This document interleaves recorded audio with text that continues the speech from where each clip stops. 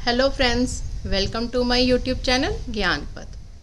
आज मैं आप लोगों के साथ हितोपदेश की एक स्टोरी शेयर करूंगी। हितोपदेश के रचयिता नारायण पंडित हैं, जो बंगाल के राजा धवल चंद के कोर्ट में पोएट थे। हितोपदेश के 4 पार्ट हैं। पहला मित्र भेदः, दूसरा सुहृत भेदः, तीसरा विग्रह, चौथा संधि। हितोपदेश की जो कहानियाँ हैं उनके कैरेक्टर एनिमल्स प्ले करते हैं।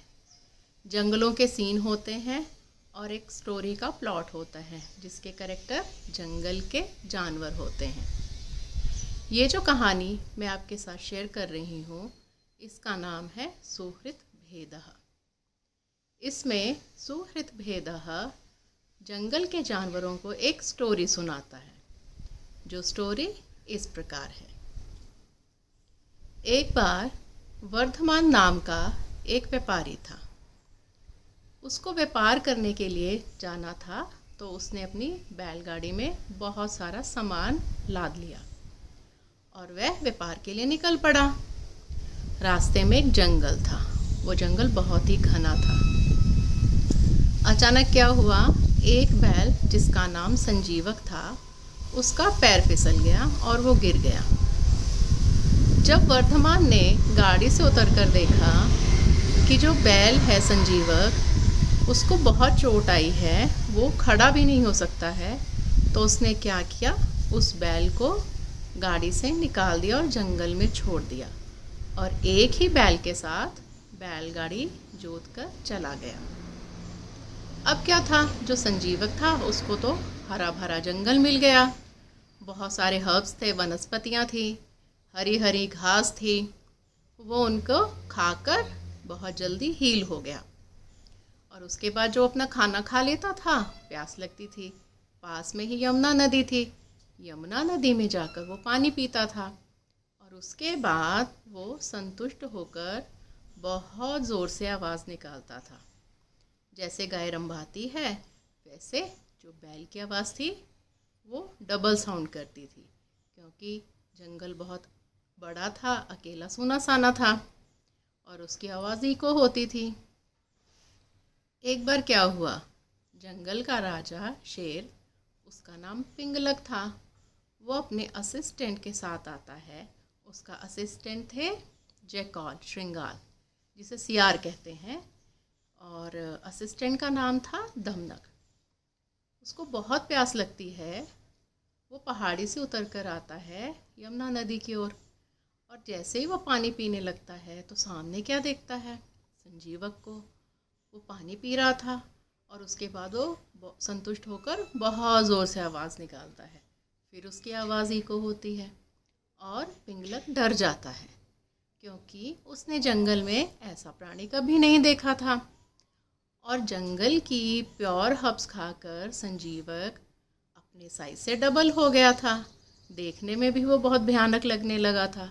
उसको देखकर पिंगलक डर जाता है और उसकी आवाज़ उसको और भी ज़्यादा डरावनी लगती है। वो वापस मुड़ जाता है अपने घर की तरफ, डर जाता है बिना पानी पिए। और ये सब उसका असिस्टेंट दमनक देख रहा था। फिर दमनक कुछ सोचने लगता है और पिंगलक अपनी सिंहासन पर बैठता है, कुछ सोच विचार में पड़ जाता है। उधर दमनक अपना फ्रेंड करकट को ये कहता है कि जो पिंगलक है वो किसी चीज़ से डर गया है और इस चीज़ का मुझे फ़ायदा उठाना है। और उससे ये बात करके वो राजा के पास चला जाता है, पिंगलक के पास, और कहता है कि राजा, आपने तो आज पानी भी नहीं पिया है, क्या बात है, आप प्यासे ही लौट आए। तो पिंगलक कहता है कि मैंने आज वहाँ पर एक बहुत ही अजीब सा प्राणी देखा। जंगल में मैंने उसको पहले कभी नहीं देखा, इतना बड़ा, इतना खतरनाक, और उसकी आवाज़ से तो मैं डर ही गया। तो दमनक मन ही मन हंसता है और कुछ सोचता है, फिर कहता है कि आप चिंता मत करिए, मैं उस प्राणी के पास जाऊंगा और उससे फ्रेंडशिप करूंगा और उससे बोलूँगा कि तुम राजा के मंत्रिमंडल में शामिल हो जाओ। फिर वो आपका फ्रेंड बन जाएगा और आपको उससे डर भी नहीं लगेगा। और पिंगलक मान जाता है।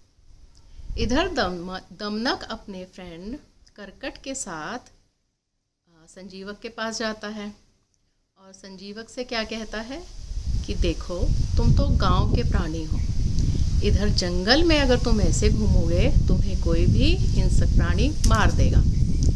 तो हमारे राजा का ये प्रस्ताव है कि तुम हमारे मंत्रिमंडल में शामिल हो जाओ और हम तुम्हें प्रोटेक्शन देंगे।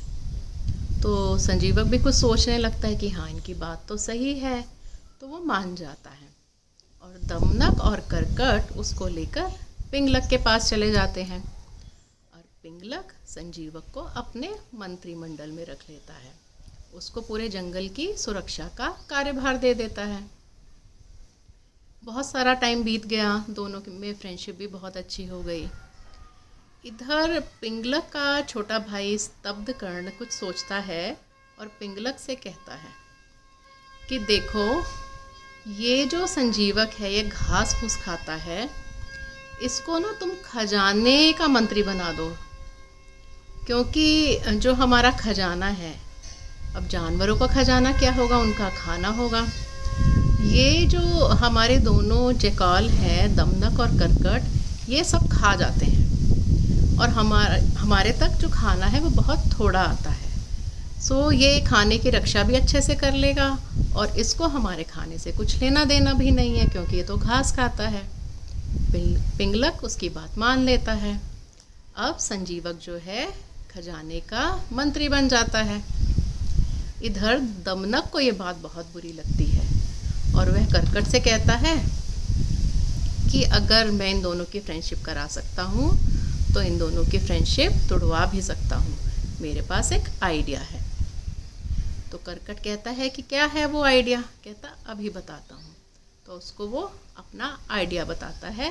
करकट संजीवक के पास चला जाता है जो यमुना नदी के किनारे बैठा होता है, और जो दमनक है वो पिंगलक के पास चला जाता है जो अपने सिंहासन में बैठा होता है। दमनक जाके क्या कहता है कि पिंगलक, ये जो संजीवक है ये आपको मारना चाहता है, उसने एक प्लान बनाया है, उसने मुझे बताया है। तो मैंने आपका नमक खाया है, तो मैं आपको उसका ये प्लान बताने आया हूँ। तो पिंगलक को गुस्सा आता है कि नहीं, ऐसा हो ही नहीं सकता, वो तो इतने साल से मेरा फ्रेंड है। कहता नहीं, उसने मुझे बताया है, मैं तभी तो आपको ये बात बताने आया हूँ। तो पूछता है कि तुम्हारे पास क्या सबूत है, तुम प्रूव करो। तो कहते अच्छा, जो संजीवक है वो यमुना नदी के किनारे बैठा हुआ है, आप उसकी तरफ जाइए। अगर वो आपको देखकर अपना सर झुकाकर सींग आपकी तरफ करे तो सोच लेना वो आपके ऊपर अटैक करने वाला है। वो मान जाता है पिंगलक। वो उतर के आता है पहाड़ी से यमुना नदी की ओर, और उधर करकट संजीवक से क्या कहता है कि जो पिंगलक है वो तुमको मारने का प्लान कर रहा है, उसके बाद तुम्हें वो खाएगा क्योंकि तुम उसका भोजन हो। तो संजीवक इस बात से इनकार कर देता है, कहता है कि नहीं, ऐसा हो ही नहीं सकता, इसका क्या सबूत है? तो वो कहता है ऐसा है, वो आप ही की तरफ आ रहा है, आप उसको देखकर पहले प्रणाम करना, अपना जो सर है झुका लेना, सींग उसकी तरफ हो जाएंगे तो समझ लेना कि आपने उसको प्रणाम कर लिया। तो वो कहता है अच्छा ठीक है, और देखता है कि पिंगलक आ रहा है उसकी तरफ।